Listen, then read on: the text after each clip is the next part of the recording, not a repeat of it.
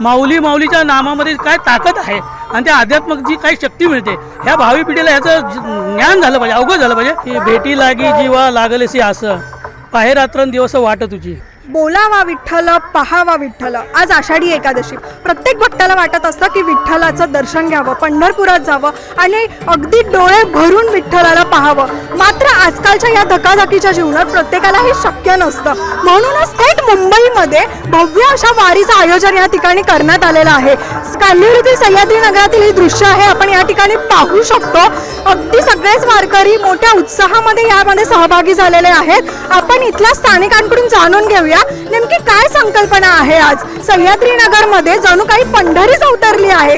काय सांगाल, काय संकल्पना आहे आणि काय उद्दिष्ट आहे यामागचं? आमच्या मागे उद्दिष्ट असं आहे की आताच्या पिढीला हे वारी कशी असते, दिंडी कशी, पालखी किंवा लहान मुलांना रिंगण आहे, उभं रिंगण, गोल रिंगण, एक पांडुरंगाचा कसा हे आहे भक्तिभाव आहे तो आतापर्यंत ह्या मुलांना पुढच्या पिढीलाही कळावा.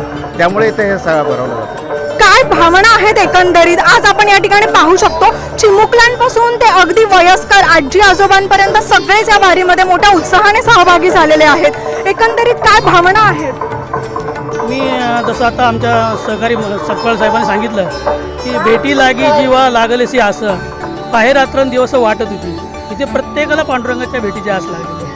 परंतु दुर्दैवाने चाकरमानी आहोत, मुंबई पापीपेठचा सवाल आहे. त्यामुळे प्रत्येकाला ती सेवा बजावता येत नाही. 21 दिवस वारी करणं, दिंडी करणं प्रॅक्टिकली सर्वांना शक्य होत नाही. त्यामुळे आम्ही असा विचार केला आहे की हीच अनुभूती, तीच सिद्धी आणि तोच जो वारीचा जो अगम्य सहवास आहे, हे पवित्र जी भावना आहे ती इथल्या आपल्या मुंबईकरांना देखील ती लाभली पाहिजे.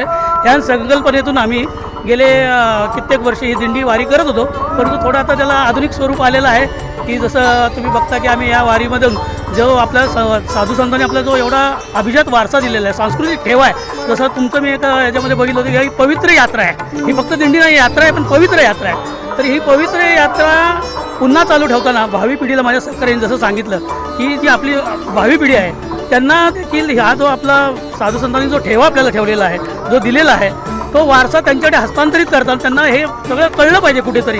हे काही शाळेमध्ये शिकवलं जात नाही, हे पुस्तकामध्ये वाचून ते होते. प्रत्यक्षात दिंडी कशी असते, प्रत्यक्षात त्या वारीचा अनुभव कसा असतो आणि ते वातावरण कसं असतं, माऊली माऊलीच्या नामामध्ये काय ताकद आहे आणि त्या आध्यात्मिक जी काही शक्ती मिळते ह्या भावी पिढीला ह्याचं ज्ञान झालं पाहिजे, अवगत झालं पाहिजे. त्या हेतून आम्ही या ठिकाणी हा वारीचा उत्सव करत असतो. आत्तापर्यंत जे आम्ही गेले 46 वर्ष हा कार्यक्रम इथे राबवतो आहे, आमचं त्याच्यामागे उद्दिष्ट हेच आहे की जो प्रत्येक माझे सहकारी संदीप शिंदे यांनी सांगितलं की प्रत्येकजण पंढरपूरला पोहोचू शकत नाही. ज्याप्रमाणे देहूवरून आळंदीवरून पालखी जाते त्याचा आनंद मुंबईमध्ये देता यावा. त्यामुळं आमच्या मंडळाने गेले 46 वर्ष अशा प्रकारची वारी इथे चालू केली आहेत. त्या वारीमध्ये जसं उभं रिंगण असतं, घोड्याचं रिंगण असतं, तसंच उभेउभ आम्ही करण्याचा छोटासा प्रयत्न करतो आणि लोकांना तोच आनंद द्यायचा प्रयत्न करतो. सुंदर आपण या ठिकाणी पाहू शकतो. अतिशय पारंपरिक पद्धतीने गेले हजारो वर्षांची परंपरा जपण्याचा प्रयत्न केलेला आहे. माऊलींची पालखी या ठिकाणी आहे आणि आपण आज या माऊलींची संवाद साधूया. काय सांगाल तुम्ही, काय भावना आहेत? तुम्ही खांद्यावरती माऊलींची पालखी घेऊन चालताय, हे खरं तर फार मोठी गोष्ट आहे. काय सांगाल? रामकृष्ण हरी.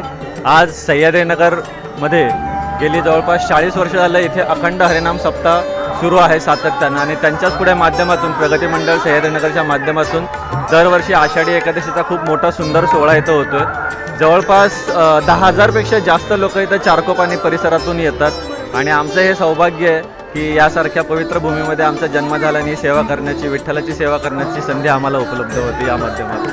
काय सांगाल माऊली, तुम्हाला काय वाटतं? आम्हाला आमचे गेली 46 वर्ष फक्त सह्याद्री गणेश मंदिर ट्रस्टच्या वतीनं हा कार्यक्रम आयोजित केला जातो आणि ही माताडी कामगारांची वसाहत आहे. कापड बाजार माताडी कामगारांची वसाहत आहे आणि वसाहत असून ह्या वसाहतीला शासनानं 27 एकर 34 गुंठ जागा दिलेली आहे आणि ही पश्चिम महाराष्ट्रातली सगळी माताडी कामगार आहेत. आणि ह्या भावी पिढीला किंवा काही जे मुंबईमध्ये असणारी मंडळी आहेत त्यांना की पंढरपूरला जाता येत नाही, म्हणून त्यांना विठ्ठलाचं दर्शन इथंच मिळावं काय म्हणून ही प्रथा गेली 46 वर्षांनी चालू केलेली आहे आणि ही परंपरा पुढं अशीच चालू राहणार आहे.